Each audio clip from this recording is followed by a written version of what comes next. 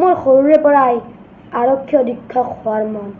সপোনটো পূৰণ কৰিব পাৰিম নে নোৱাৰিম নাজানো, কিন্তু মনে প্ৰাণে চেষ্টা কৰিম। আজি এই বিশেষ দিনটোত বজালী জিলাৰ এদিন আৰক্ষী অধীক্ষক দিয়া কথাটো মই চিৰদিন মনত ৰাখিম।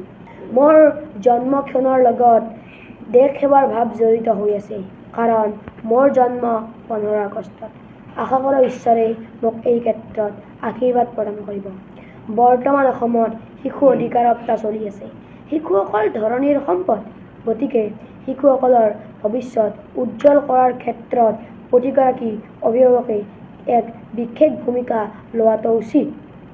বিশেষকৈ বাল্য বিবাহ, শিশু শ্ৰমিক, শিশু সৰবৰাহ আদি ক্ষেত্ৰত ৰোধ কৰাৰ ক্ষেত্ৰত চৰকাৰৰ প্ৰশাসনৰ লগতে প্ৰতিগৰাকী অভিভাৱকৰো এক বিশেষ দায়িত্ব থাকে।